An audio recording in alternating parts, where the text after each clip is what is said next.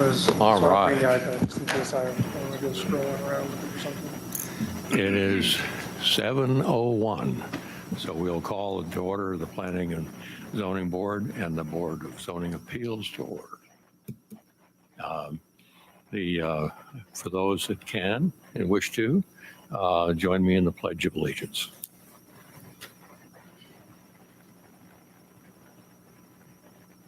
I pledge allegiance to the flag of the United States of America, and to the republic for which it stands, one nation, under God, indivisible, with liberty and justice for all.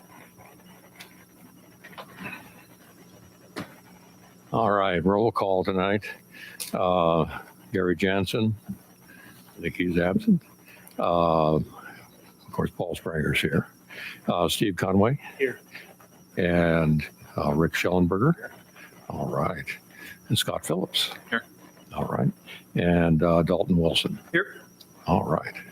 We have a quorum. We have set an amended agenda that is in your packet or in your email. I would like to make a motion that we set and amend the agenda tonight. Second. I hear a second. Thank you. Any opposed? Hearing none opposed. The agenda is set. All right. Next item, which is E, and that's approval of draft minutes. Trusting everybody had a chance to review the minutes from last meeting, either by email or by paper. And that's the July 23rd, 24 draft minutes. I make a motion that we approve. Do we have a second? Second.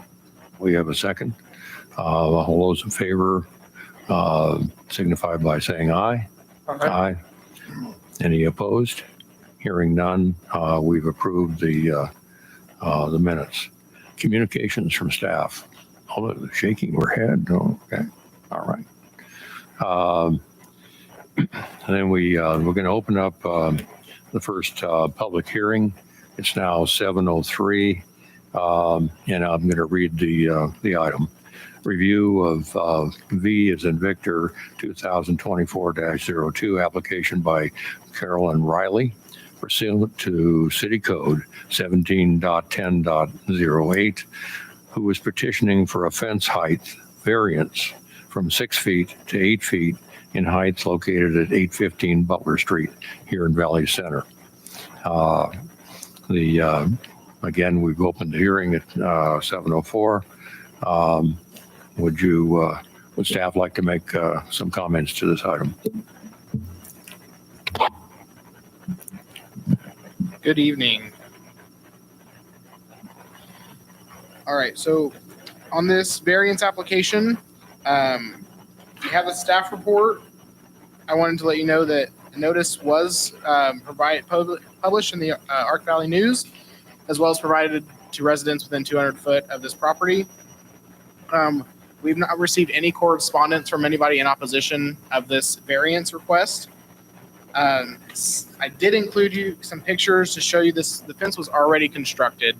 The previous fence had portions that were 8 foot tall, but the rest of it was 6 foot. The fence that was repaired was installed completely at 8 foot. And staff is recommending that the variance be approved only for the areas that previously existed. As you can see, Brent, if you stop right there, it might be hard, but where the tree is at the back right, you can see on the right side of the tree, the fence is taller, the left side is shorter. And then, so that's from there to the front, the east corner of the property. And then the next picture down shows a slight section on the west fence that was higher to kind of give some privacy from the neighbor's sliding glass door. So those are the areas that staff is recommending the fence be at 8 foot. And we're recommending that the rest of the fence need to be amended to back down to 6 foot tall, pending the decision that you guys make this evening. It is not here tonight, so I don't know if you have any questions for me that I can answer. Otherwise, maybe to discussion. All right, I'll open to questions from the board. Anybody have some questions on this item? Just to clarify, Kyle, you said that the fence has already been replaced after the damages at an 8-foot height, and we're recommending that they would take that down and replace it with the 6-foot that was there before? Correct. Yeah, it was put in without permit and without a variance approved. So our recommendation is to have it, let it be where it existed, and then have it brought down to 6 foot everywhere else. Okay, then. Thank you. Then staff report is to city code. Right. So we meet. All right. Well, I would make any discussion, more questions? Then I'd make a motion that we approve the variance subject to the staff recommendations as written, and that they not exceed 6 feet unless pre-existing. Is that correct? All right. Then I'll leave that motion on the floor. Anybody wish a second? I hear a second. Okay, now it's time for the vote. All those in favor signify by saying aye. Aye. All those opposed. Aye. Okay, we have 2 opposed, and we have 3 approving. Okay. That takes care of that item. Anything else from staff on that?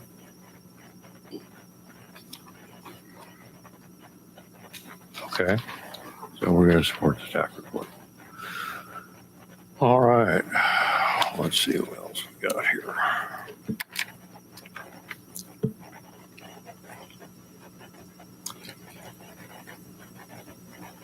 Looks like the next item we have is going to be the review of V as in Victor 2024-03 application of Lloyd and Carrie Spencer pursuant to City Code 17.10.08, who are petitioning for 2 variances in this case. One being an accessory building to be larger than the square footage limit of 720. And I assume that's 720 square feet, and constructed an accessory building of 1,600 square feet. The second request is for a larger driveway. The maximum allowed is 30 feet in width, and the applicant would like to construct a driveway width of 40 feet, additional 10 feet. The property is addressed as 200 South Colby Street, Valley Center. And at this point in time, we'd like to open the hearing at 7:09. Go ahead. What time were we closing the public hearing for the prior Yes, we closed the public hearing for the prior. By, specific time? yes. Time? And it was 7:07.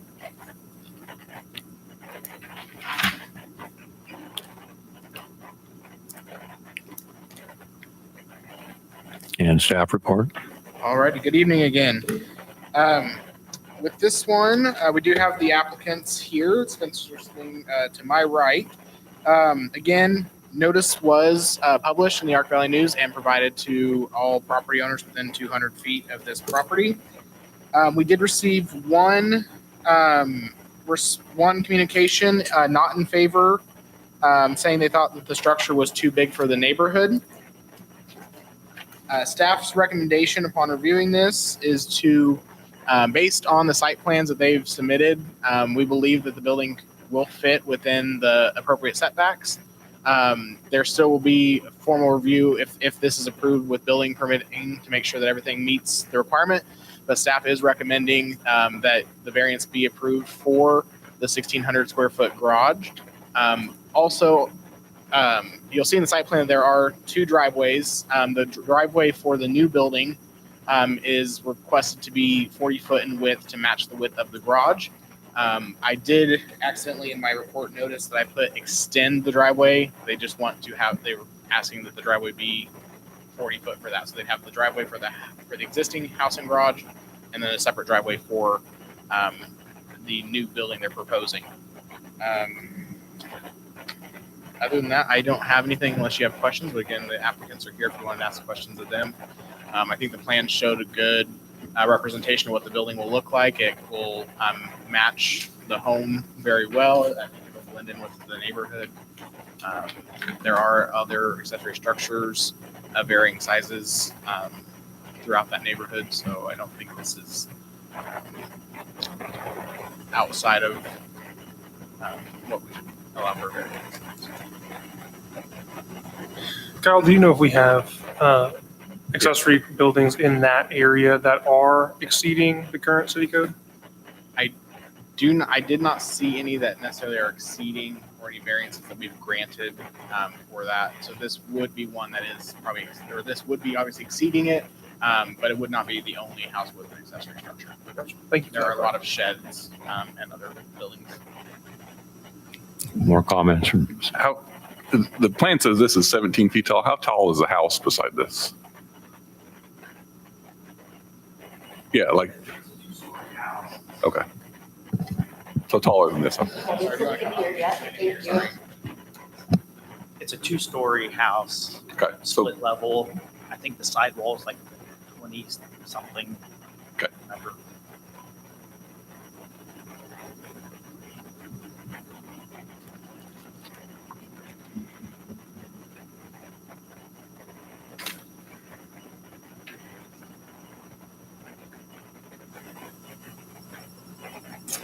any more questions from the, this is, multiple variances here, so we can take our time. Any other questions, staff? I should have stated. Is this, Also- is there, and that was you had only one remonstration on this? Correct. That's the only one received. No phone calls, no. It was a phone call. So It was a phone yeah, call. sorry. It was the only communication received was a phone call.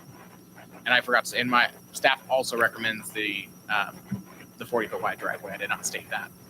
But you can take those two separate items. It's not, you can approve one and amend the other, or not allow one, but staff does recommend both the exceeding of size and of the 40-foot wide driveway. Would you go back to the frontal drawing again?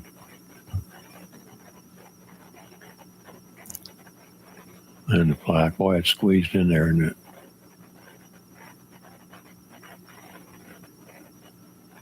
So it's 3-car garage for sure.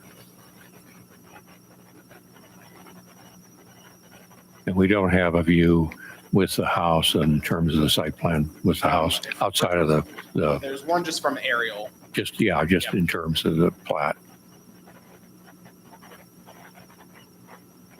It meets all the setbacks, huh? In the plans it does. Again, when it comes to actually issuing a permit, we would have to verify the building does meet all setback requirements before we'd issue the permit.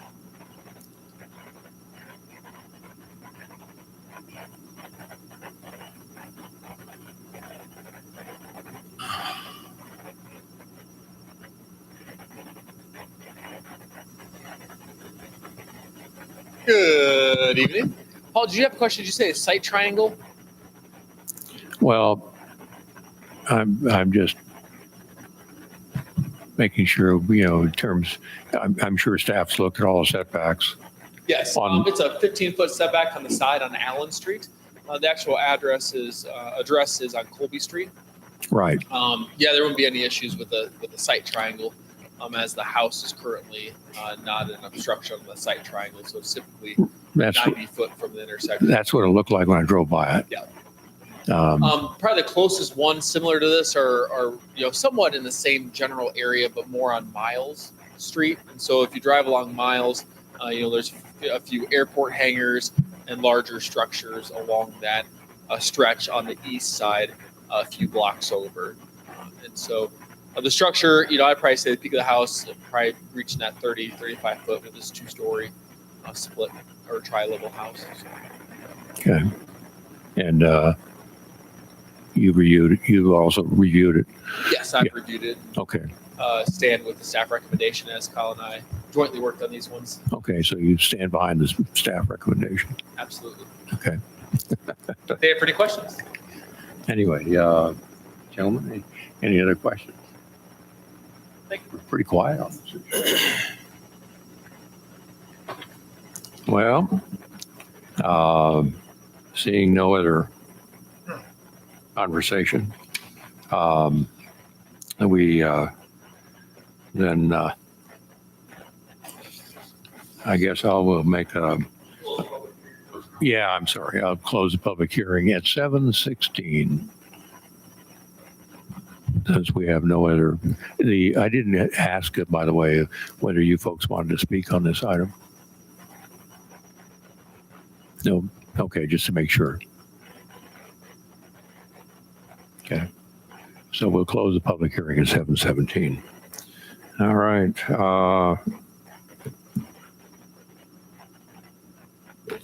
I'll think for a minute here.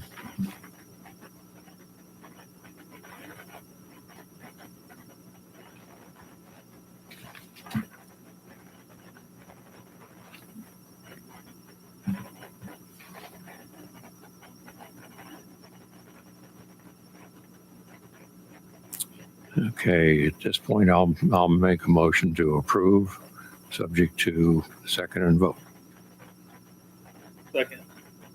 Okay, we have a motion and a second. Will all those in favor signify by saying aye? Aye. We're going to approve both variances. Just want to clarify that you're approving both.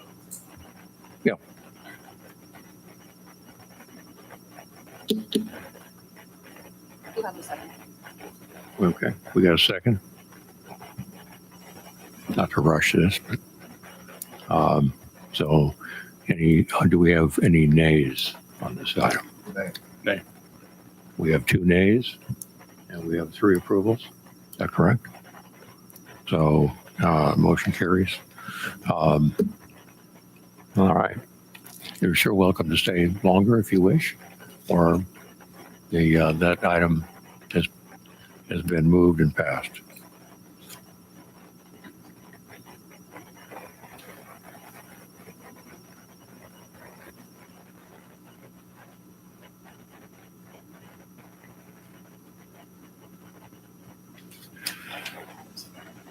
All right.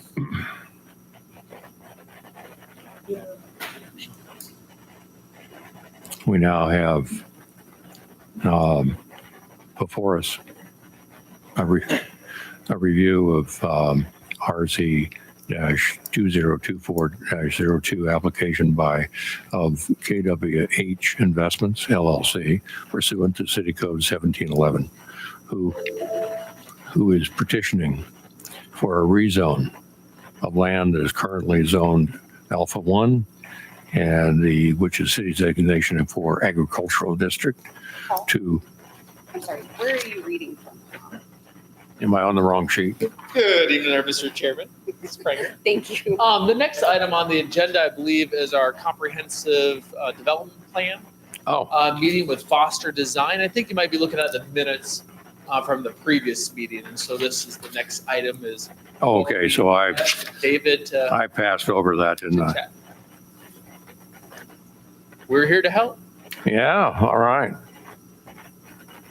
Okay, so what would you, if we've done the Spencer and then we're into old unfinished business. And so that comes into the comprehensive plan, which is under new business. I-1 comprehensive plan update, Foster Design Associates. Yes, good evening, Planning and Zoning, Board of Zoning Appeals, whichever one you want to be called.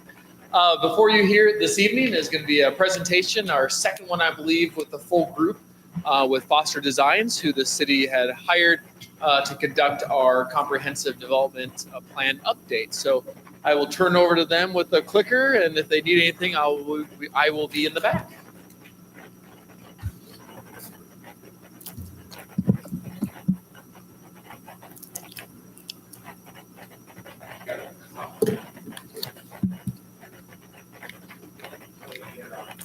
Can you guys hear me if I just stay over here?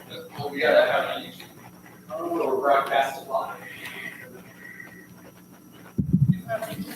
Okay.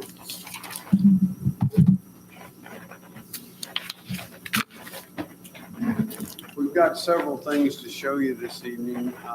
Number one, we have a PowerPoint presentation that we'll work through, and that'll keep us on task on the items we need your input on. But we've brought the chapters that have been submitted to you for review, and we have some maps that we want to talk about. So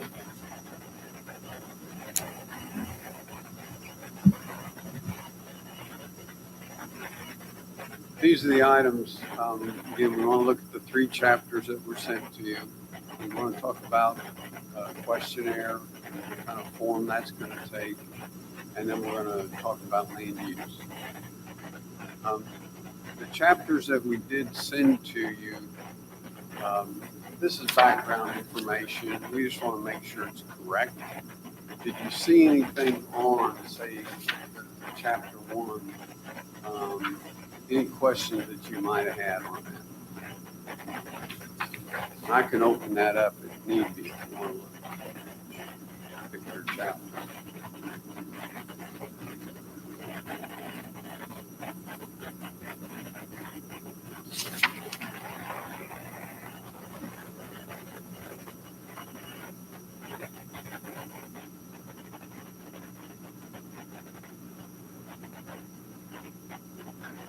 Oh, awfully silent.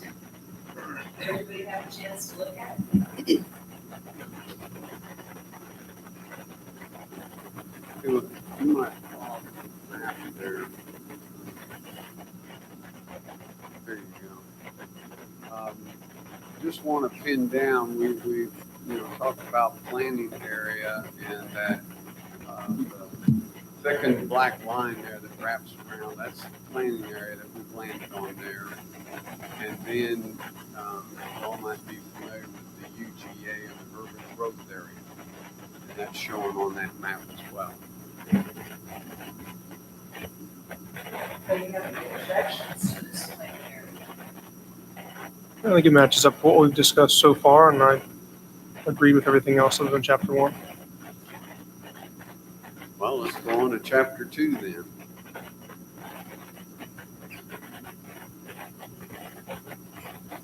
Any questions on chapter 2? That's historical development.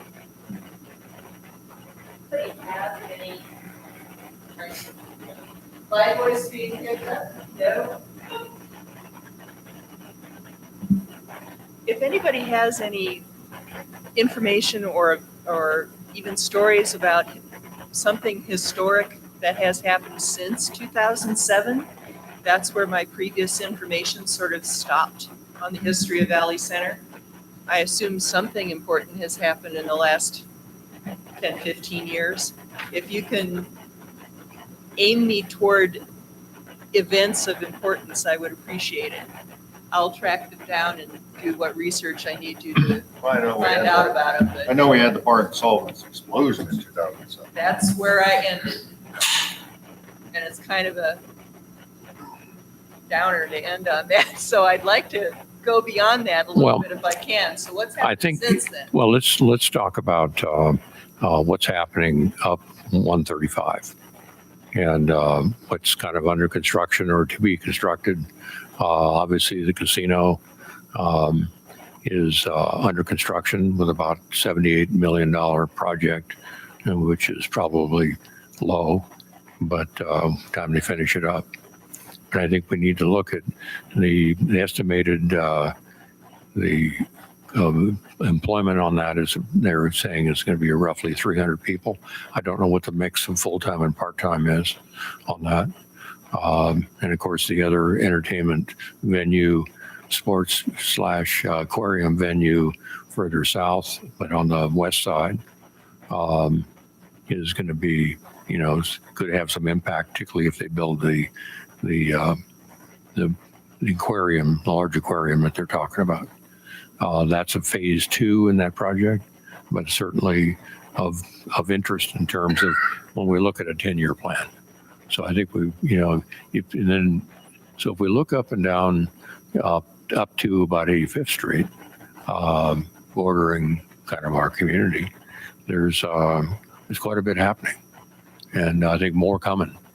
So I think that's, in terms of economic impact, those that create employment, create people that maybe wish to do that. And of course, I'm going to be repetitive by saying that the interchange at 96 and 135 is going to be, substantial in terms of allowing people not only to commute south to Wichita, east and west easily to the airport, but also those that wish to commute to Valley Center and at some point, if there's any commercial enterprises, employers, it's going to make a fairly easy commute for some people to come north as well. But I think the biggest opportunity we have as a community is that we have the number of people who can move easily to points of employment, virtually anywhere in the city. Now, it might be a little bit of a stretch to the south, but even then,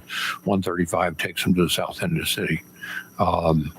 So I think we're in a remarkable place. Obviously, our sister city over here is Park City is aggressive right now in their economic development stance. But that's still going to bring people to our community. We need to be, of course, thinking about how we're going to create some commercial and maybe light industrial in our community as it furthers a tax base. I think we have to look very carefully at how we're going to create a strong tax base so we don't become just purely residential in the case that we've seen in east of Wichita. Of course, we still reside in Sedgwick, which is good. So that would be some of my comments. I think just looking at it from an econometric and what's going to happen in terms of impact on us, and those things are going to make an impact. We're going to grow. There's going to be, particularly when you look at out years, we always have to figure there's probably going to be a 2-year impact within that 10 years of a recession. That's just natural. But at the same time, Wichita is growing, and that's going to make us, as a bedroom community, but not just a bedroom community. We're truly an edge city, and we have to think as an edge city. Those are my comments to the kind of the growth plan. So I think that the planning area is a good one. I really do. I think we've captured, I think, opportunities for us to grow. And of course, we're going to have a lot of commercial just to the east of us. And we need to look at what we might do in an office building, but especially trying to attract light manufacturing just because they like to live here. It could be small companies, but you never know. I think Brent's done a good job of trying to get us a infrastructure with water and the streets. Been some good planning on that standpoint from leadership, management, and staff here. But anyway, I think that's what in terms of input that I have, it will really be encouraging is we now zero in on now that we have the planning area, what's going to look like 10 years from now. And I think that period from 7 to 10 years out is going to surprise a lot of people. That's what I think, just from experience in a similar community in a similar edge city. And we got surprised when I was in that venue, and I think we're going to get surprised here. Anyway, comments from everybody else. I agree, including the school district. I mean, the school district continues to increase and get better. I mean, there's the construction in the high school in 2012, improvements of the other schools. So their growth is I think, Railroad Valley Center. So we have business on that as was. So it's just, we're just growing. It's just different way. Instead of industrial as far as chemical, we're going in a different direction. Commercial. Personally, we're going to continue that direction. I think in the residential part of it, creating areas for example, clustering, and this comes to tax base, where there's land areas and that is, executive homes, creating neighborhoods, concepting neighborhoods for high value houses to be, which is large lot, high value. That helps our tax base, and especially in terms of school district. We're kind of getting ahead of ourselves into the. We are. Which is fine. What- But I think it'll be easier if we have the maps up a little bit later in the presentation. Okay. Does anybody else have anything they want to say Yep. about background information in the first couple of chapters? If you think of things later, please send them to Kyle and he'll forward them to me. Whatever comes up in your power or wherever that's my good ideas. Well, I'd like to squeeze one more in, and that is Valley Center downtown is going to be critical for creating a sense of place, sense of community, any planning and investment done in terms of making a downtown really attractive is a big deal.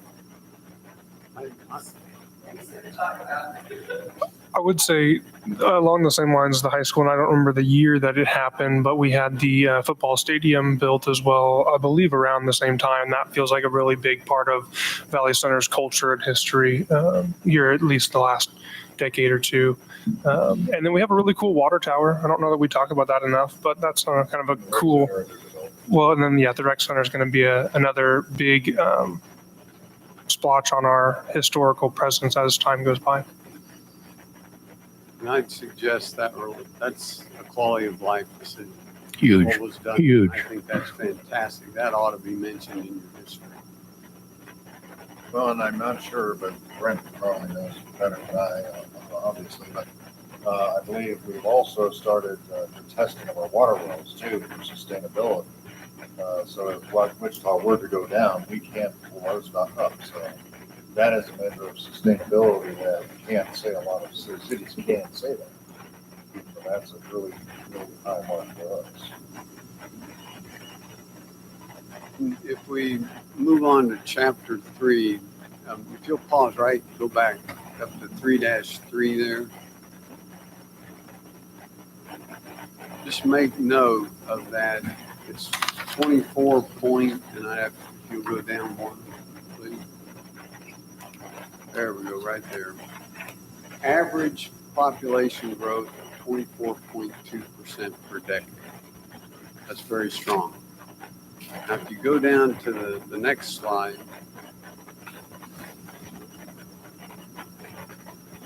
go ahead and go down one more.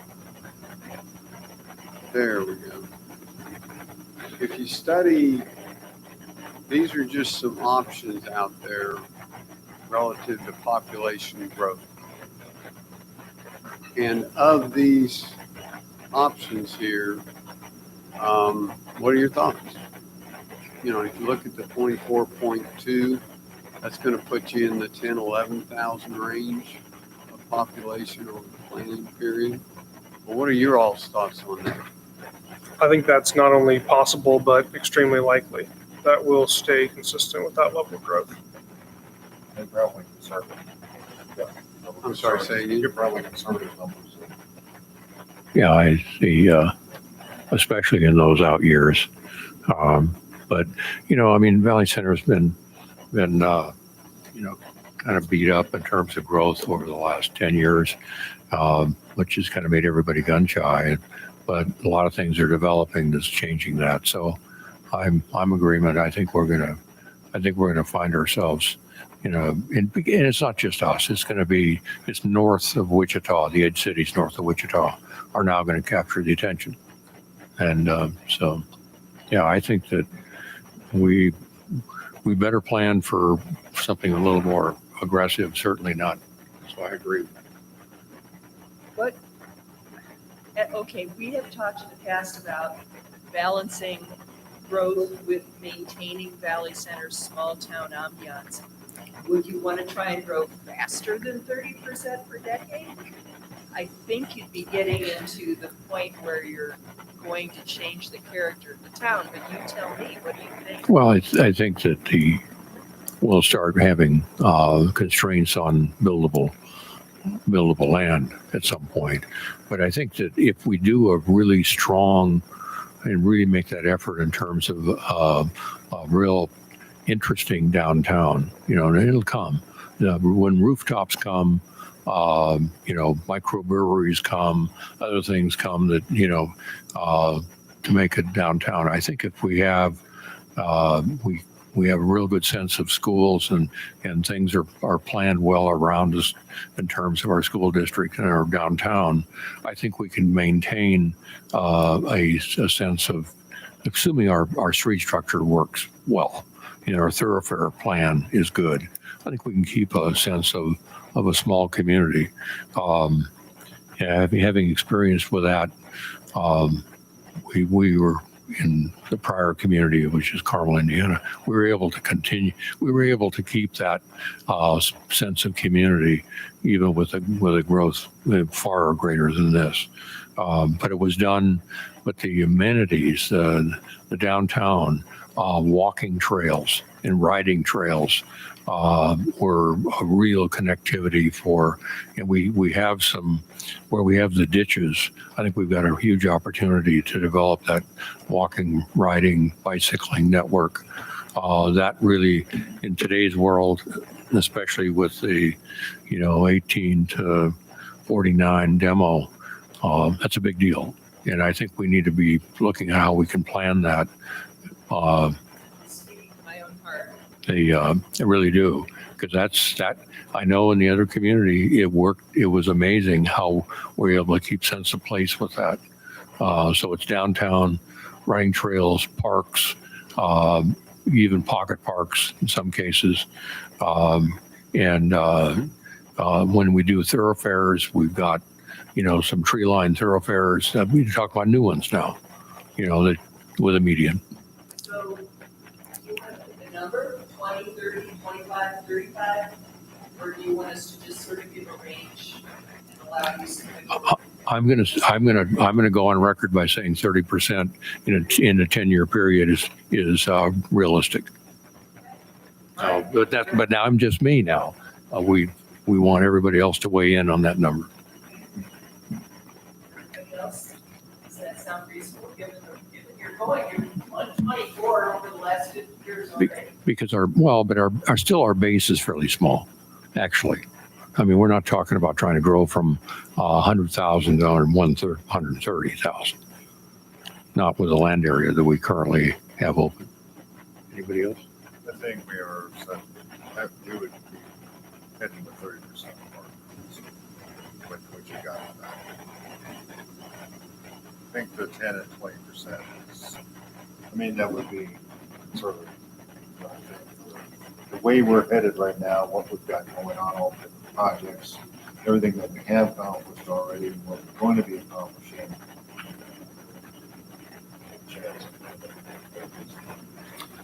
Because Park City is going to run out of land. They're going to have they're going to have quite a bit of commercial, and Park City is going to be part of the magnet that, believe it or not, in terms of employment and things, that'll less us grow.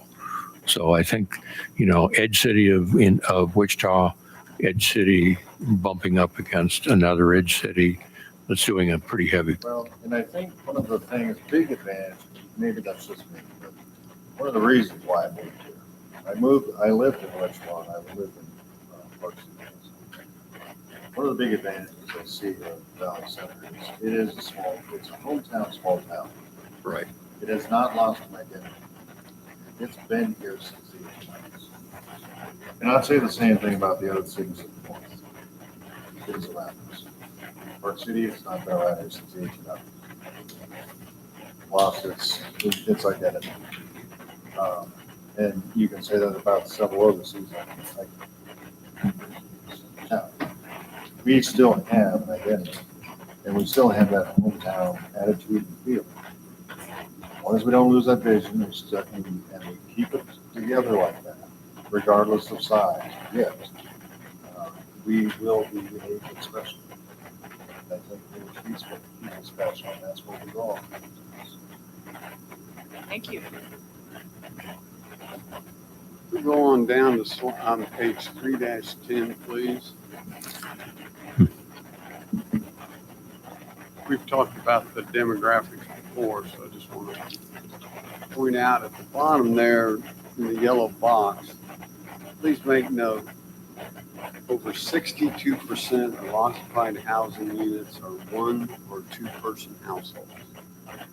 That's important for discussion purposes relative to land use.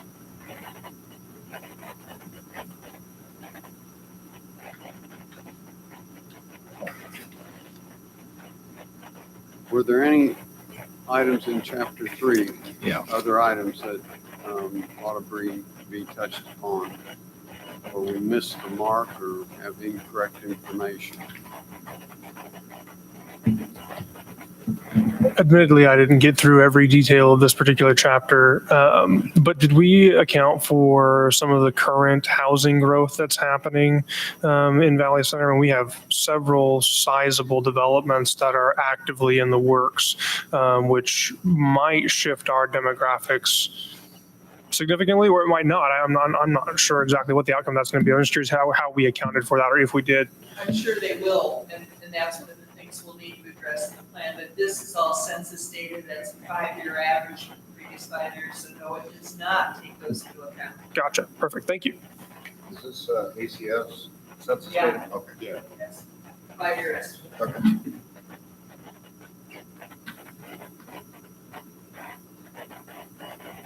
By the way, inevitably, those 5 years start in 2019, which means the COVID lockdown happened right in the middle of all this data collection. And so it will be noted in the plan, but some of these numbers may be a little cockeyed just because that 5 years encompassed some really odd housing situations. Yes. Well, I'll tell you what, let's go back to the PowerPoint presentation. I think we covered the chapters in good shape there. And we'll do these updates that we've talked about.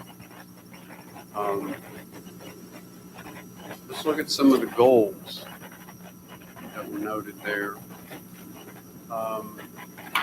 These seem on target for you within the comprehensive plan. For the historic preservation. What are your perceptions about historic, these comments on target? Well, I'll weigh in and say that kind of the turn of the century is creates an attraction to a lot of people, especially younger people, if it's done well. And then new infill projects coming in with some architectural guidance to kind of continue that creates a charm. I think that's the best word for it, is creating the historic part of it, and then the new stuff looks historic, and then it really blends together. You don't want historic and all of a sudden there's a contemporary, it's kind of a shock value. So that works. I've seen it work, and like I say, I'll use that one. If we create a downtown with that kind of historic sense, it so differentiates us from the mall, from some of the new construction, and some of the hodgepodge that's been done. It gives us a sense of place. Charm is the word I would use. Absolutely. And one of the points I wanted to make was that in Kansas, we tend to think of historic buildings as being from the 1800s or maybe the early 1900s. But 50 years old is the standard from the historic point of view, and that's the 1970s. Mid-century modern is historic now, and you have a lot of buildings that were built in the 1970s. I don't know if you have people in town who are interested in pursuing historic listing for some of the buildings, but I think you should at least do a survey of what you have and what might be worth pursuing listing on, because those are the buildings that are going to be the charm and the character Right. 15, 20 years from now. Yeah, I would, That's what I was saying, what I was saying is, we do have some buildings now that we do have, would qualify for national and state registry. If we wanted to pursue that. I agree with your point. I'm revising and extend my remarks to include, some of the mid-mod and some of the more kind of character buildings, character buildings that have character that is a little bit unusual. Sure, agree. But you need to have it, but it needs to have that, and that's where street lighting comes in. That's where revising sidewalks come in, so that you have a sense of place for tables. I've got some examples I'll send to everybody. And I've been taking pictures all of it in about 4 different cities. But that's the sort of thing that people go, oh, this is cool. And but that'll help differentiate us from Park City big time. And but at the same time, Park City is in a way will help us with some of the projects that are going on in terms of employment and an interest from the city of Wichita, the greater metroplex of coming north. So we can draft a little bit on some of their commercial and industrial activity, but at the same time, we want a sense of character and ideally, residences that are, hopefully a lot of them are owned, high percentage are owned, and people have a investment in the community in terms of service clubs to supporting the school to all the rest of it. We want, people look long term. We want to live here long term. I think everybody on this board is anticipating and living here till, the long time. Anybody thinking about leaving in 10, 20, 30 years? No, we're all here. That's a beautiful thing about Valley Center. And That's what a lot of the survey information pointed out. We're going to talk more about that here in just a moment. Floodplain regulations, given the history of the city, I think it's something you're going to continue to do over the years. So those are kind of standard things that you want as comments in the plan.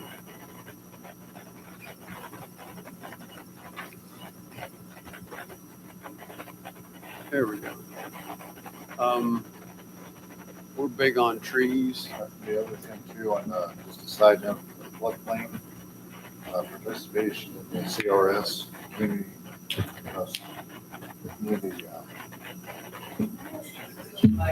rating Yeah, system. we do. Is that, very hard to hear you. okay, here, participation in the community rating system, because not all communities participate in that, and not all communities participate in a national flood insurance program. So, which is a hot issue. making sure that those are included in the plan is really important to stand out.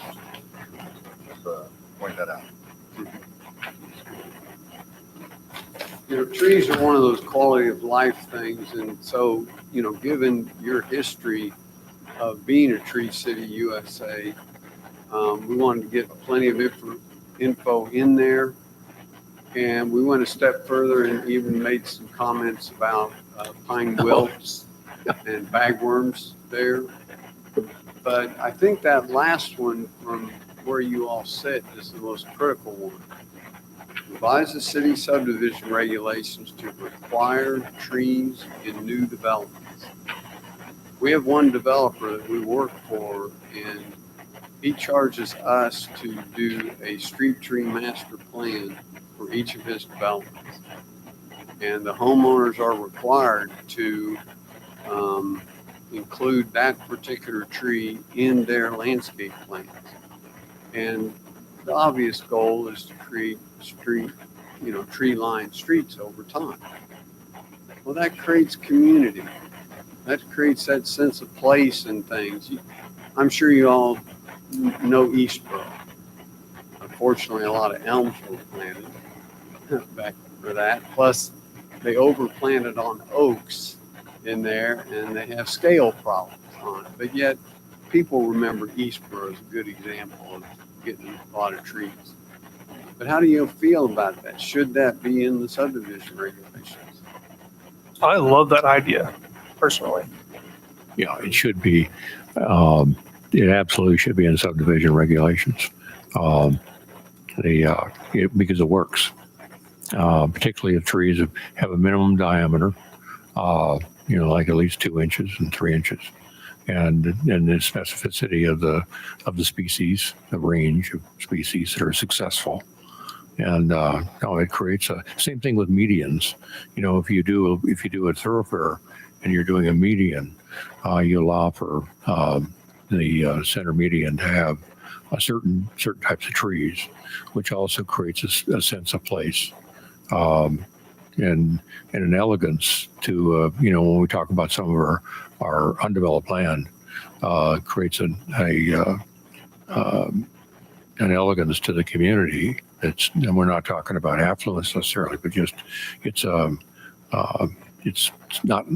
There's been so many subdivisions done with absolute minimum requirements, and that's what they look like 10 years later, 20 years later. They still look like there's no sidewalks. And you said the key thing. Regulations typically establish the minimum. Right. So that's why, we want that in there, and that would become your minimum. And I think the greater community, when new construction comes in, wants that. That's been my experience. Is that ultimately, particularly when they see it well done, they go, "Well, that's what we want to have in our community," and because it's so easy for, and we're now at the point where in the next 10 years that we're going to have a choice. It's either going to be minimum, I'll call it marginal development, will overrun us, and that's what we will be, or we're gonna be more aggressive about planning and zoning, and just the things we're just talking about now. And then we have a community that in 35 years is really remarkable. And given the fact that it's so beautifully located just north of Wichita with Meridian, we have that opportunity. We really do. And at the same time, we have that historic small town. And so that creates that whole build out. It's got it's like, wow, we want to live there. And that sustains property values, and that then sustains tax base. And then offices and small business wants to be there because they want to live there and they want to be close. They don't want to commute, 40 minutes. They want, and that attracts. There's a lot of work. We can't ever underestimate the work from home thing, and why they want to live.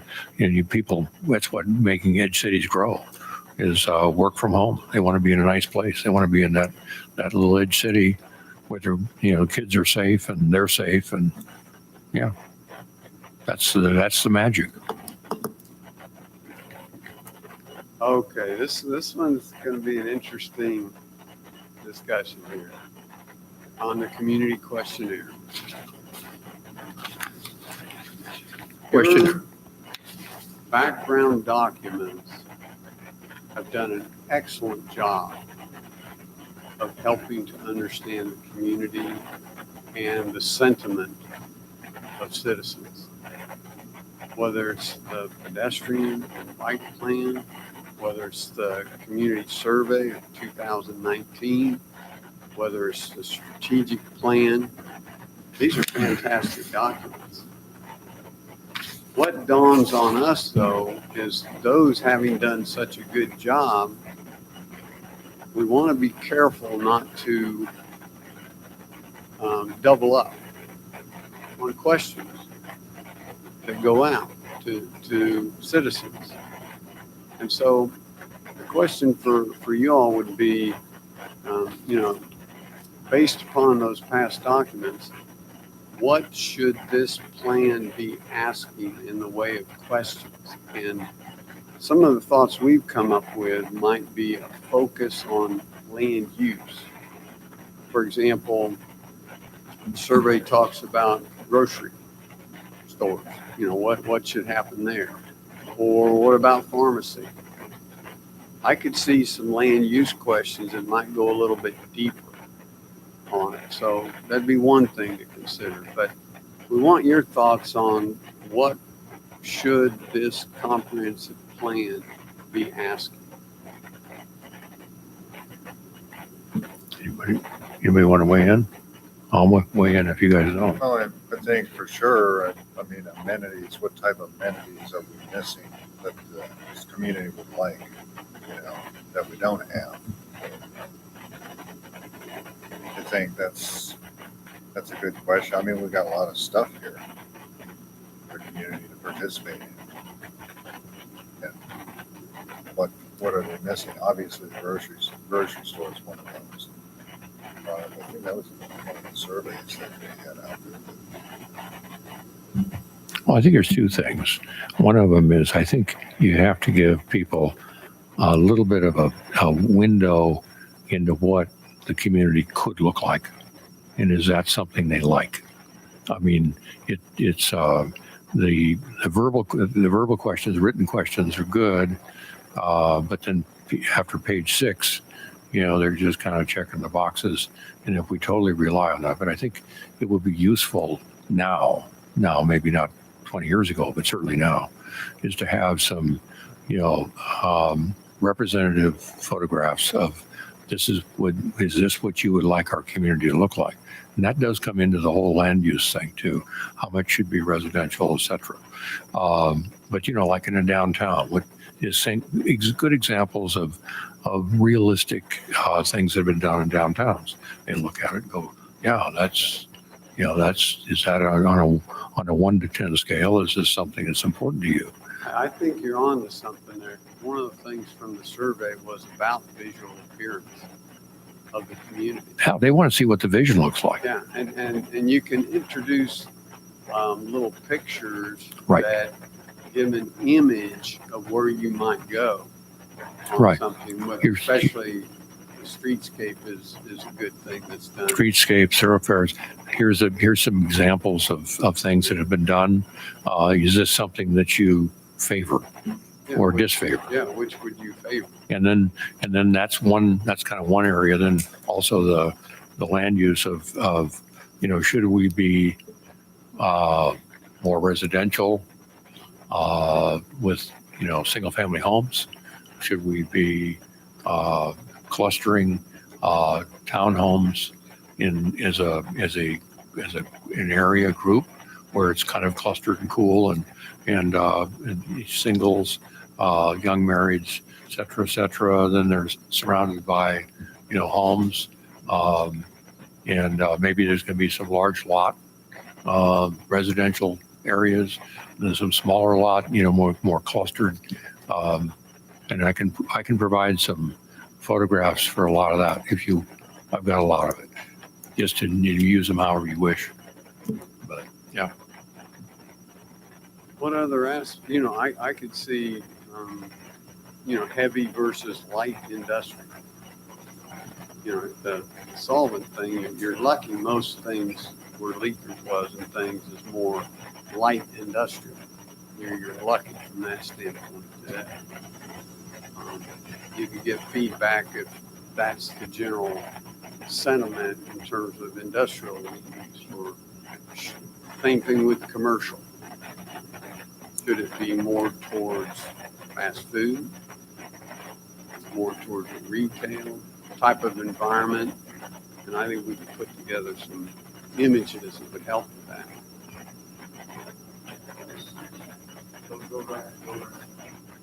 This all sort of weaves into something that David and I were discussing in the car on the way here. Valley Center has wonderful character, but your downtown is sort of strung out along Meridian. And one of the things we would like to see happen as planners is to have a walkable center somewhere that functions as the heart of the community. Maybe build it around your community center, build it around some commercial, but have housing close enough so people can walk to the coffee shop, walk to the pharmacy, whatever. But my question is, where would that go? Is Meridian the right place to put it? Or do you want to continue having Meridian be a prime traffic way and offset your new downtown or your growth of downtown back onto one of the side street areas to make it more pedestrian friendly? Have you all ever considered that, and is it an idea you want to think about? I actually think about that a lot. We travel a little bit. We love small towns in general, but we travel around and look at other downtown districts and other community centers of kind of what you're describing. And I think that's a great question that I don't have an answer to in terms of where it goes in Valley Center. But I think that that's something that we could greatly benefit from, is something that is a very centralized community hub that really generates a lot of excitement, particularly in younger to middle-aged groups, where we're really going to get that or need to pull that community engagement back together in order to maintain the small town, hometown community feel as we continue to grow and move forward. We need to pull those younger populations into the community and really get them engaged and actively communicating with everyone and keeping that community feel alive. What that tells me, and if anybody disagrees, speak right up, but sometimes just asking the question on the survey can start generating a community discussion about an idea that people haven't really thought about before. So if it's okay, my inclination right at the moment is to include some questions on that idea and just see what kind of ideas it sparks. Absolutely walkable community. I mean, that's a big, that's happening all over the country. It's attracting people, and particularly if it's got, clever lighting and ambiance, and and then of course, then that's when the microbreweries want to come, because they want to capture that, and it takes off. But to answer your question about Meridian, every community has, a kind of a high-speed corridor, okay, and it's got a lot of commercial on it, and some of the big box stuff tends to be on that. If we look at every community, there's somebody's going to be on that. Now the question is how eventually the Meridian, as it is in literally where we are right now, when some of that stuff starts to get renovated. In other words, some of it will be some metal buildings that will be leveled, and other infill will come in. So yes, that's a real good question. I think there's probably part of Meridian that probably fits that as a tease into our current downtown. And then Meridian's going to be it should be almost a planning overlay of looking what is, because when we go south, quite a ways south, and what's as things build further north, and I think we know retail is changing dramatically. Amazon is changing the landscape big time. All it takes is one anchor, like the Walmart farther down south, happening north of you, and that can change everything in your downtown. Right. Oh yeah. No, you have to look further than you've got to look miles going both ways, and in some ways you have to kind of protect your downtown so that it has that sense of place and that charm, and because that's what we can answer the question in this plan. I don't know that we really need to, but I would really like to at least get the discussion started and get people thinking about possibilities. So that's a good start right there. I think a good quick snapshot of community and get together and what have you, ideally, is when you have our farm and our market, and you have the vendors there, you have the people there. Everybody basically, it's a community get together for a time. but everybody pretty much is there doing things. And there's music there, all kinds of stuff is going on, games. If that was expandable, more than just one time for several hours, and open, larger open area, I think that would be really something that would be inviting to the community, to anybody coming by. That would probably give more of a community feel. One of the things that, I don't know why, but I believe it's, trying to think of what the name of that town is in Rice County that I go by. But what they've got is a gazebo.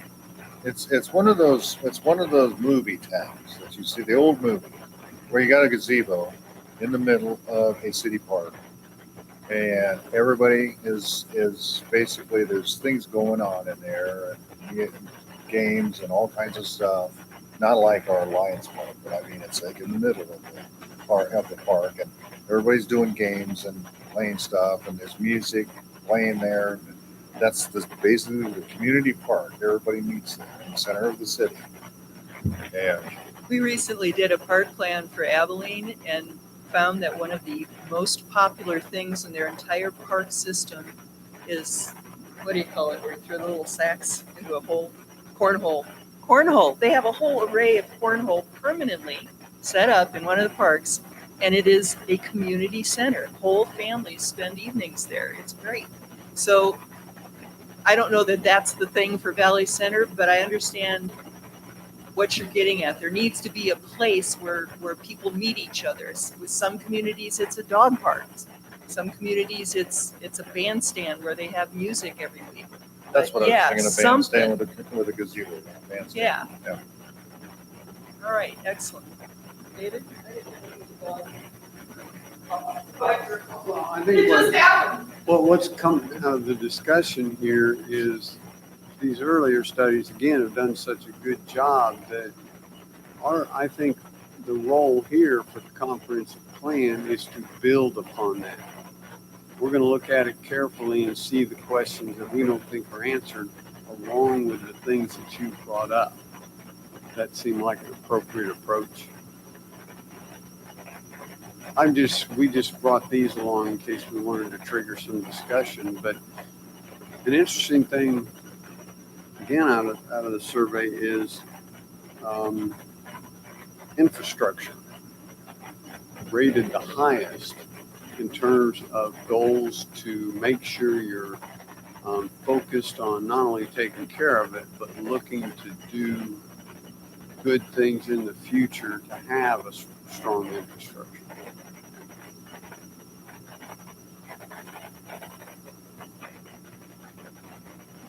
Going at 30%.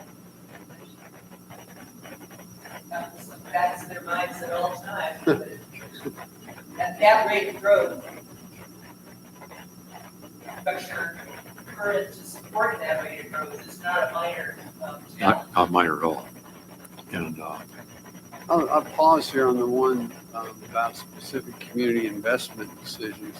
It was interesting to note that the decision to replace the pool wasn't actually the highest choice. But I think it was a matter of city leaders seeing the value and importance of quality of life decision that may have moved that forward. Now, am I correct in that thinking?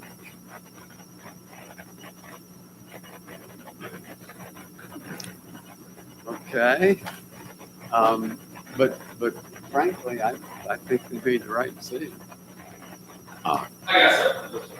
We'll do that. jump in. So, no, what happened was a little thing called COVID. And so COVID happened, and we were public about closing our outdoor pool.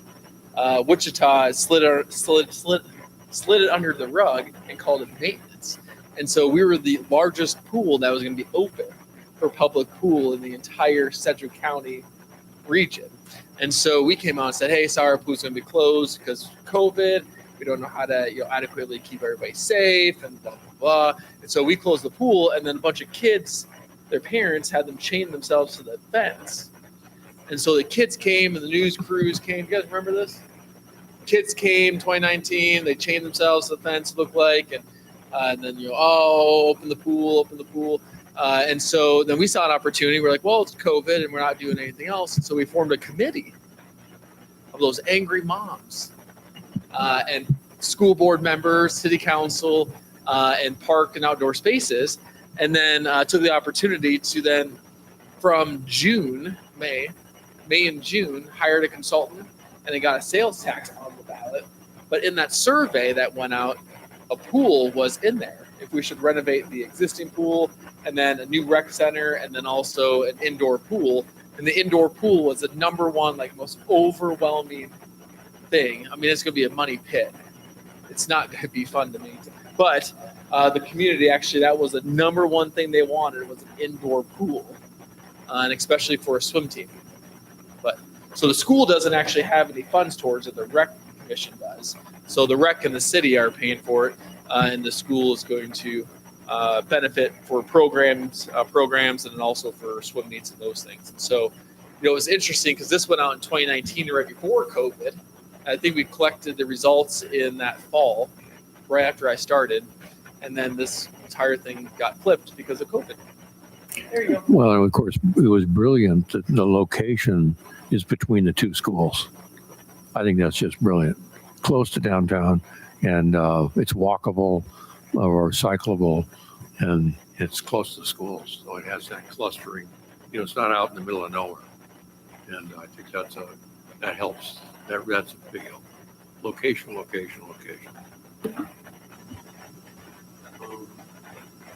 You can see the others here, just some road projects, the library.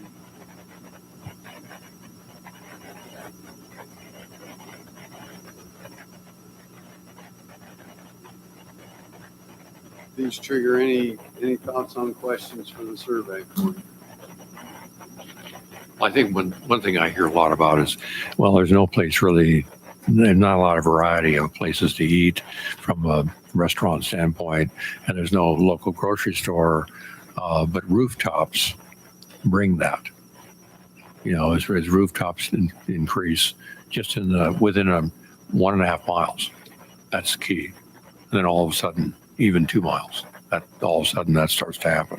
So that will happen. But if the community, the downtown or the area that this is going to happen has a sense of charm to it, it'll happen faster.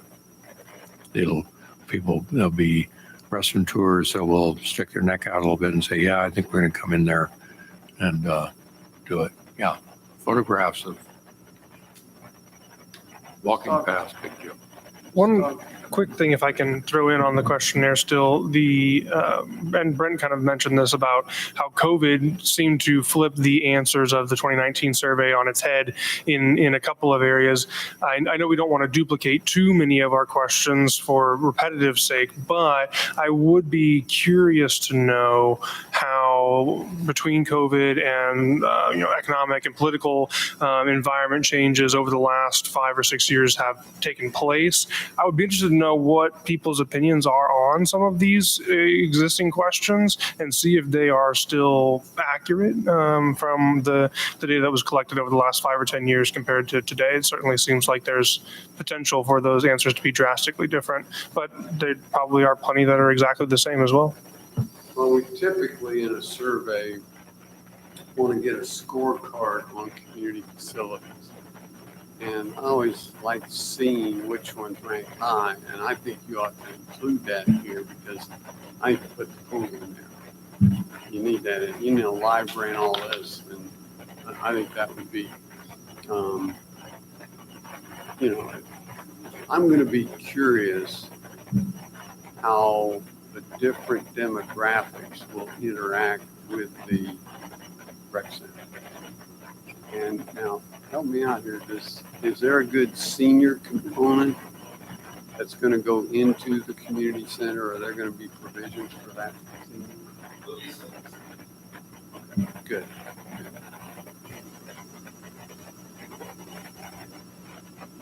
This is some info from the pedestrian and path system. And I think it's a really good information, the way it's broken down on how you think about a system and how you build it. But how would you guys rate it? Are you making enough progress? Are you getting there? Or do you see a future that's going to happen? And what might be some questions that would be generated to get feedback?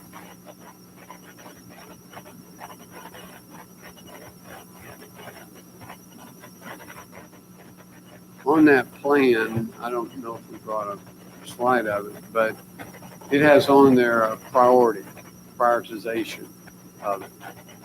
And I don't know how deeply you've studied it, but does there need to be a question related to that? Or is that going a little bit too deep? I don't know. I kind of feel like, based similar lines as my last comment, I think that it's possible enough has changed in the world that getting some sort of reprioritization from the community is not necessarily a bad thing today compared to something that we've already established in the past. I don't think it's necessarily too granular, as long as we're staying, relatively general in concept. What's the priority? This particular list is fairly specific. So maybe not quite that granular, but in terms of organizing or prioritizing larger ideas, sidewalks, there's like 3 or 4 things about sidewalks here, but just sidewalks in general is our sidewalk network. Where's the priority of that compared to, residential growth versus commercial growth versus? Is the priority in connections within developments, or is the priority connections to the main generators of community? And I mean that the community center and the library, those kind of things. Those are 2 distinct approaches. That's fair. I like the idea of a priority list, but you guys are the experts on how that would come together. Yeah, our goal is over the next 2 weeks is to have this back to you to look at and give us feedback before we get right into the questions. Yeah, the different priorities, what you had there, what we're looking at as far as build out of the priority sidewalk network. I know what my thinking is, what that is. What is exactly what your thought is, making sure that, everybody's on the same page. If the public is going to be doing any prioritization of what their thought is, they definitely would need to know what you're talking about. Shared sidewalks, things like that. Making sure that we have connectivity to all of the different things in the city really would be ideal. I do really like the city loop trail thought, where you can actually go around about the city and, just without having to be worried about traffic. Concerns about having to get hit by something, if you're walking or riding a bike, whatever. Because we do have some crazy people on 2-wheel, 4-wheel. But city loop trail, that would be really ideal. Yeah, and we incorporate the ditches, in terms of actual land, availability of land and easements on those to create that sense. If we have trees and trails and a really charming downtown, we are going to attract wonderful people. It will be, and it'll define us as a unique selling proposition. That's, I think because in an edge city situation, you have to look at what makes us, what's our unique proposition, what makes us different, what makes us better, and that's and that's different than a standalone town out in western Kansas, because we're now an edge city, and we have other edge cities, And, but we now are going to be a player as an Edge City. It was trails, charm, downtown charm, places to eat, interesting little places, not necessarily chains.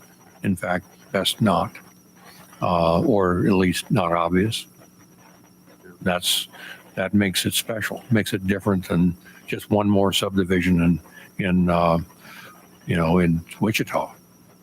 Do these items here kind of speak to some of the things you're touching upon?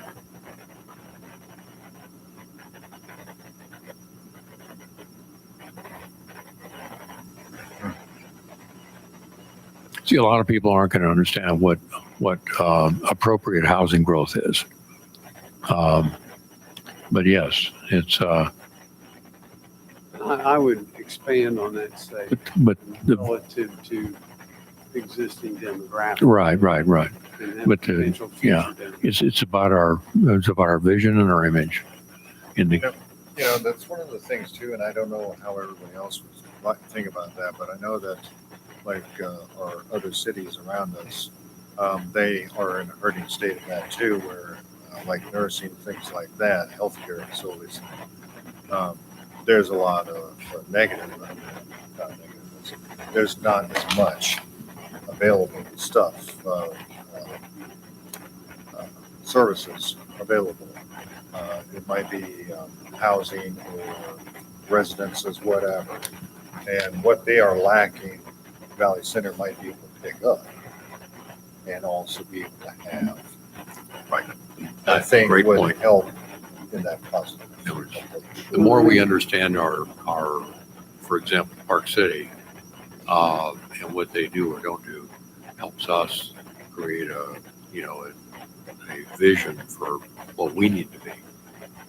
I think we just help our cities take on some things that they're missing, and I think that would help boost us also. at the same I time. think that's an interesting thought. And one thing I appreciate about the development industry is if a community begins to talk about it, the development folks pick up on that. Yes. And you will find things will happen once those discussions start to take place. But I really do credit the free market development. They'll pick up on things like that. But you just started me making to think about, is a Larksfield Place an appropriate direction to go? Is it senior housing for folks over 50 or whatever? I'm not saying that's where you ought to go, but I think some of it is in carefully planned residential communities, as you talked about. Okay, now we're gonna, any other thoughts on the questionnaire that you might give us a little guidance on, but we want to move straight ahead on that for you. Yeah, I'll save you some stuff that I can, some images. No, I think that's fantastic. Yeah, I think that's a really good way to cut to the chase Because I think on that's, images that they folks need, yeah, get a because vision. it's, when they see it, they know it. Yeah. That's No, what I comes out. agree. That's We're, fantastic.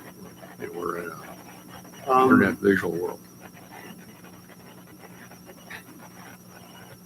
We think a really important part of this comprehensive plan is going to be the land use element of it for you, because that's what really helps you drives what you do on your decisions for zoning.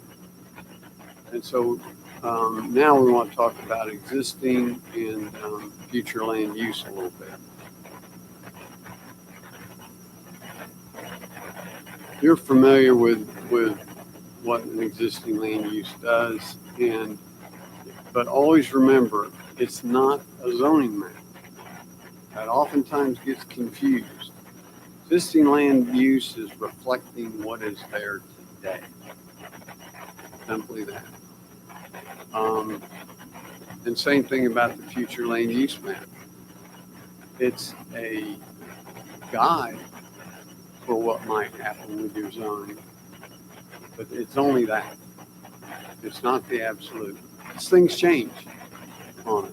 All it can take is something real, for example, utility-wise, can completely open up and change how you think about your future land use. But the importance of getting it right, it gives you a legal foundation in your zoning decisions. We've gone back and looked at the older plan. We've taken updated information from the appraiser and are able to build you a new map. And it's always fun when you can come back to the city, and if you'll open up the maps back here, you'll see we were fortunate to build some of those plans for you, the maps for you early on. Yeah, that's a good one. Now, the way I'd like to ask you some questions on this is ask how you, let's take a breakdown of each of these categories. For example, commercial. Where do you go in the community? Let's say you decide you want to go get a bite to eat, something quick. You come straight over to Meridian and go to Sonic or Subway, wherever it might be. How do you guys live the land use of commercial in the city? Where do you guys like to go? What do you see as the patterns? How people, is it the convenience store? That seems to be a hub of activity. But how do you guys do commercial land use? Well, there's always going to be the reality is a commercial corridor of some kind. Because there's going to be the Walmarts and the auto parts stores, and there's going to be all those services that people expect to have, at least within a reasonable distance. So, I mean, that's just a kind of a fact of American life. How that eventually looks, what the setbacks are, how the parking lots are developed and there's trees, that's a community thing. And so you can have a ugly commercial strip, or you can have one that is enlightened with certain landscaping and setbacks and some believe it or not in signage. Your signage regulation is important.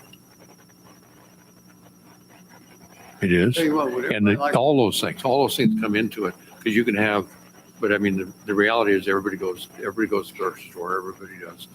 Goes to the hardware store, and we all do those things. I'm curious, would you all like a 5-minute break? Are you guys good to keep going? I'm good. Okay. We'll keep at it then. As you're talking there, it dawned on me, and I was looking at the maps over here. That particular map has two commercial districts. Okay. Are you still at 2 commercial districts that you work from? And the reason I'm asking the question is, do you want to consider mixed use zoning?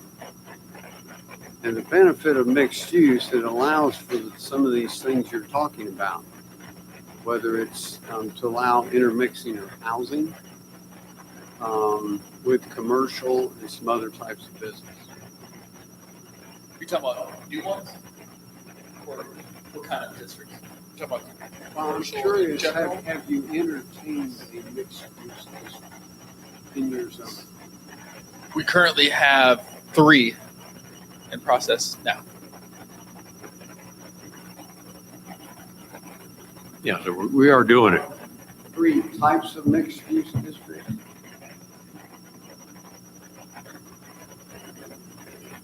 Well, we have commercial, we have residential, single family, and multifamily, all in the same plat.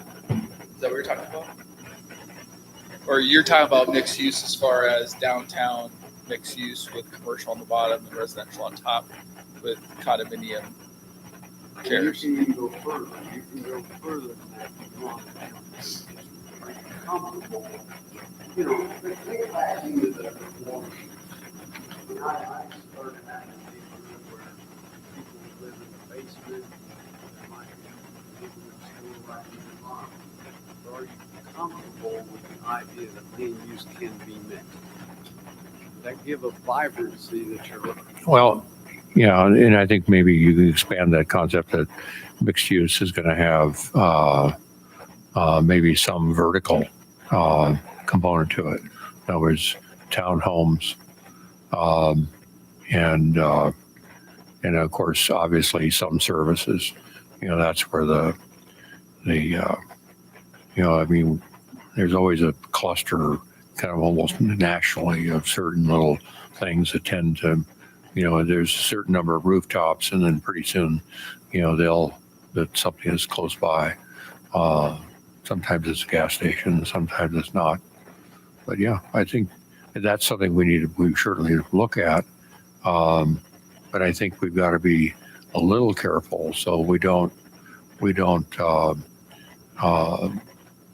it's not so predatory that the downtown never succeeds, or an expanded area, or maybe it's a commercial zone that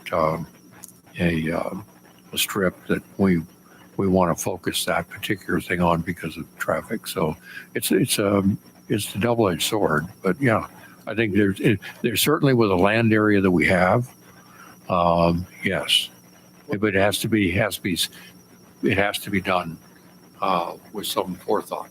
Well, one way to think about it and to build upon what Brent was saying back there is you can do planned unit development. Have you ever touched upon those?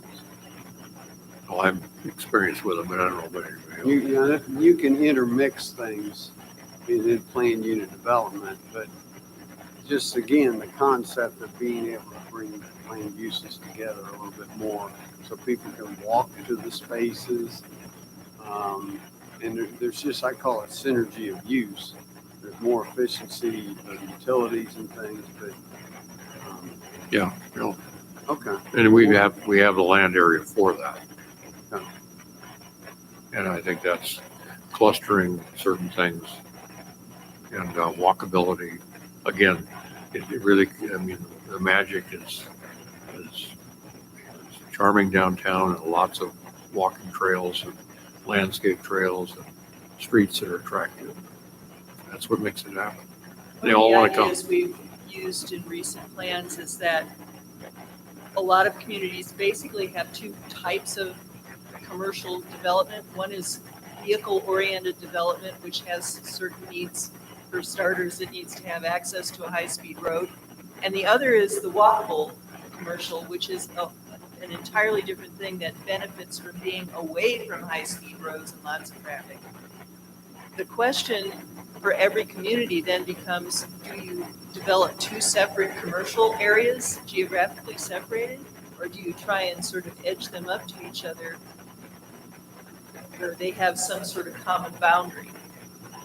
Given what you know about Valley Center and how it's developed, do you think there's a place? You already currently have a pretty centralized car-centric commercial zone, commercial area, I should call it a zone. Is there a place adjacent to that or somewhere else that would be a good walkable commercial area? I don't know about necessarily walkable, but I would say that's, like, for instance, our downtown area, the Meridian portion of it is more, how shall I say it, more viable, more faster pace. Okay. Of course, being Meridian, obviously, going to be high speeds and everything else is more activity in that sense. When it comes to Main Street, things are slowed down. Of course, the speed is also slowed down. But you got more older businesses. And so things, to me, seem slower as far as not only the speed, but also activity. Older businesses.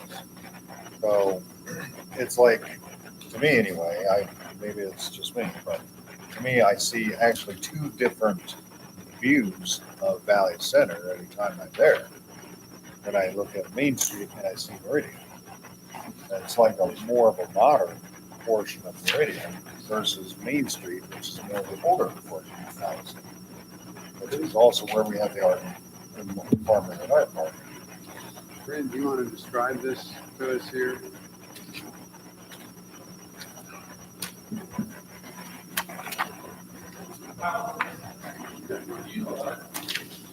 Okay, so right now, okay, there we go. Harvest Place is what Brent just pulled up, which is going right north of the new aquatic center, which is going to have residential. Everything that's in red on the map is residential. It might be single family or multifamily.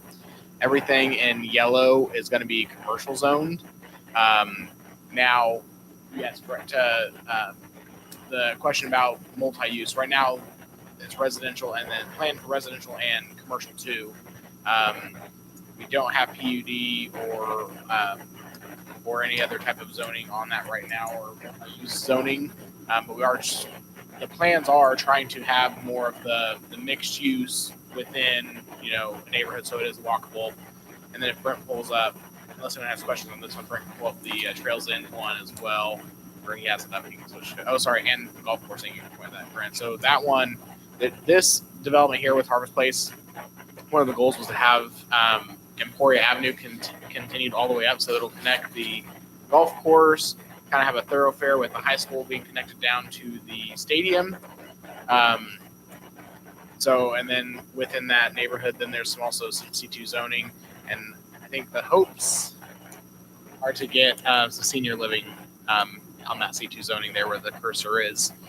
So it'll be housing, and just because of the type of facility, it'd be C2. That's the goal with that area there. So kind of mixed use in a way without having mixed use zoning. And then if he goes to Trails In. So this is at 5th and Seneca, where all the dirt work is happening. The actual corner is commercial with plans for a large commercial lot as well as some smaller out parcels.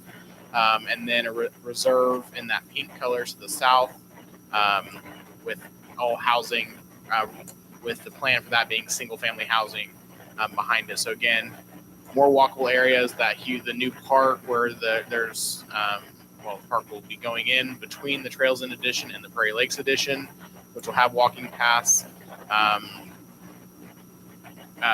Seneca Street and the plans for when Seneca's redone, there's plans for there to be a 10-foot wide path along that as well.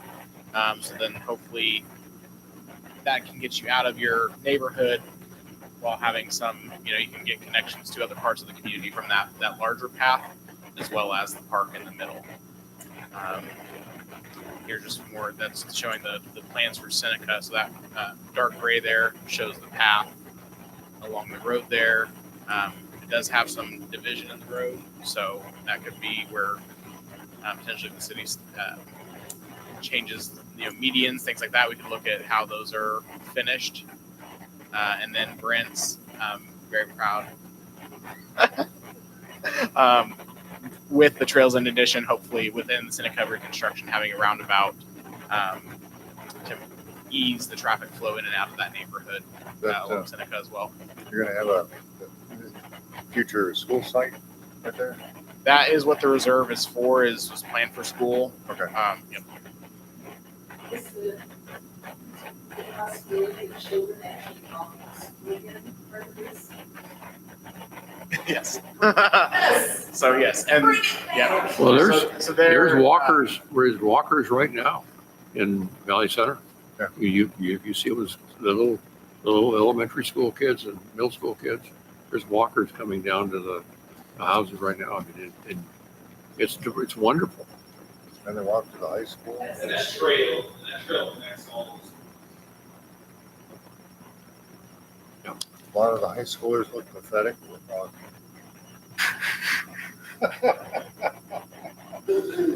you have that up there.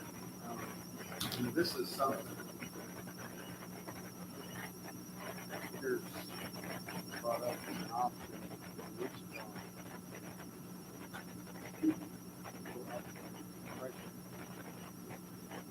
The idea you can bring that cul-de-sac right up where it's close to the roadway, that, as long as you leave a description there, leave that all pedestrian accessible. So you do it right there, you bring that cul-de-sac, it just kisses the easement. We've run into situations where we've tried to make a connection with the doggone dead end cul-de-sac. That's fine for vehicles, for safety and things like that. Do that and make it accessible for pedestrians, and they can get out to the thoroughfare. And that's where the, If you're a kid living in that cul-de-sac and you want to go to the store across the street, you have to walk. And- 21 miles. well, and that's where staff starts negotiating when the preliminary plat comes in and starts negotiating and says, hey, this is what gotta happen. Just say Brent is pointing his cursor on that plan. Some of those have sidewalks through. Now, not necessarily at the back right now, but there are sidewalks to help kind of interconnect so they don't have to walk all the way around. That's what that kind of green color is in the middle of the yellow, is to kind of help connect that neighborhood without having to go all the way around. One of the takeaways from this discussion, every time something comes before you, always have that word in your mind, connection. What are the connections that are really going to make this work? That's one thing, again, I like about all these documents that you have. You really have a lot of ammunition. You do. Good decision.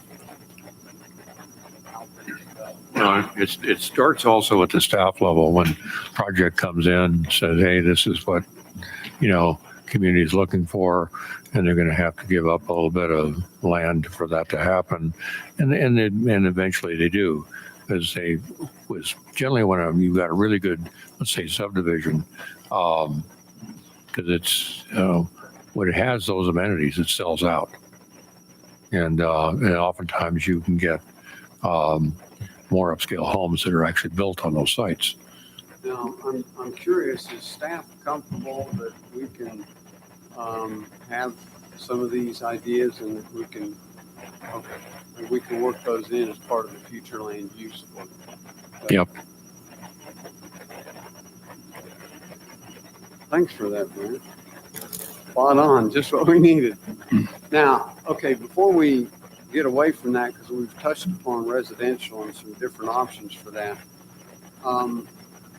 what are your all's thoughts about the housing incentive program? It's supposed to go through December 31st, 2025. And is staff even comfortable for us to bring that up as a question?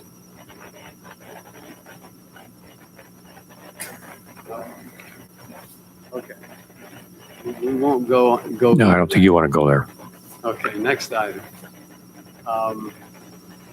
Let me back up and I want to land on the future land use here. Deborah, what happened to that future land use bit?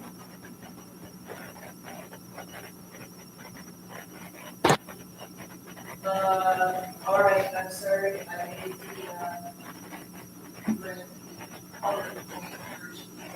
Of the original one. we'll let that. Well, I will congratulate you on doing a good job there. This has been good discussion. We're going to take this information, work on the questionnaire, and then we're going to begin to delve into the future land use. But any parting thoughts or comments before we keep on and keep working at it here for you? Well, what I'd like to see is that we at least leave the thought open of within, let's say, a week or approximately, that we have an opportunity to, especially the assigned group to get together, talk about this a little bit. I think that this is a good start, but I think we ought to, because this is on a fast track. That's all. steering committee needs to have a, I think, given your timeline, in a week, the steering committee should get together and maybe hash some things out, an evening meeting someplace here or someplace else. Does staff have any comments as we, But I think you guys are on track. Kyle, any thoughts that we need to? Okay. Okay, we'll keep after it. Thank you all.